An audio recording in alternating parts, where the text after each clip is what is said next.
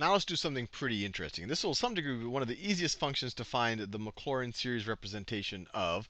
But let's try to approximate e to the x. F of x is equal to e to the x. And what makes this really simple is when you take the derivative, and this is frankly one of the amazing things about the number e, is that when you take the derivative of e to the x, you get e to the x. So this is equal to f prime of x. This is equal to f the second derivative of x. This is equal to the third derivative of x. This is equal to the nth derivative of x. It's always equal to e to the x. That's kind of the first mind-blowing thing about the number e. It's just you can keep taking its derivative. The slope at any point on that curve is the same as the value of that point on that curve. That's kind of crazy.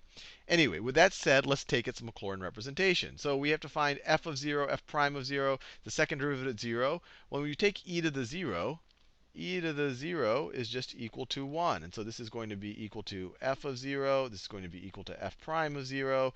It's going to be equal to any of the derivatives evaluated at 0, the nth derivative evaluated at 0.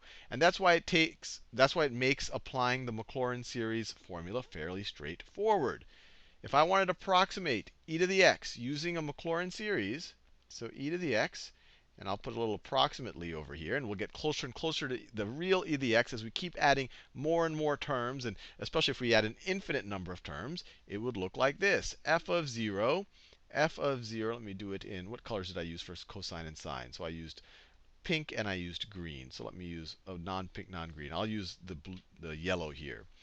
So f of 0 is 1 plus f prime of 0 times x. F prime of 0 is also 1. So plus x plus, this is also 1. So it's going to be x squared over 2 factorial. So plus x squared over 2 factorial.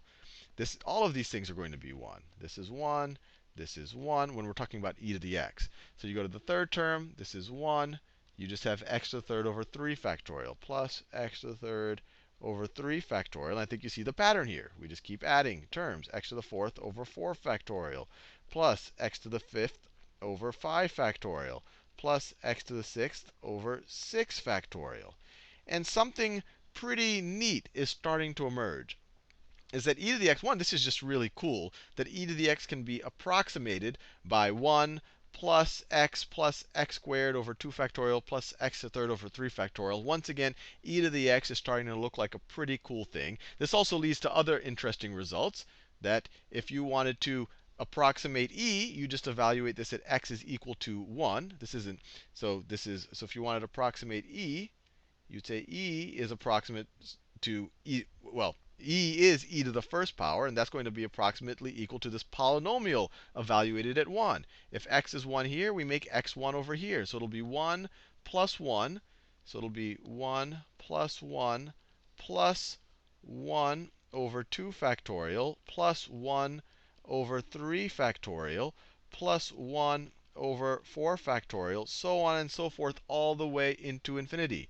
And you could also view this as 1 over 1 factorial as well.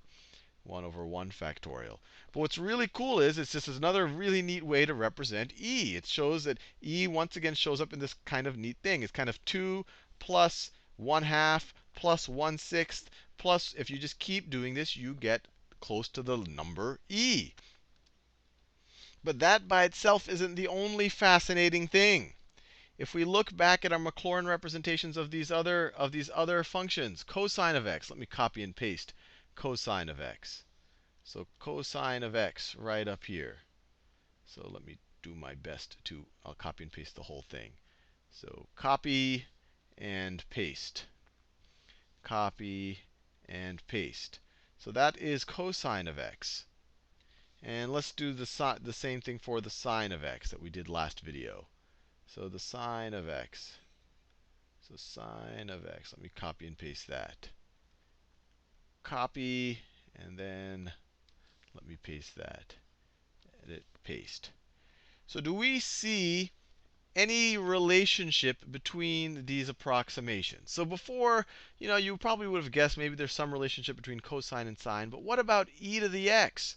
And what you see here is that cosine of x looks a lot like this term plus this term, although we would want to put a negative out front here, so it's a negative version of this term right here, plus this term right here, plus a negative version of this term right over here.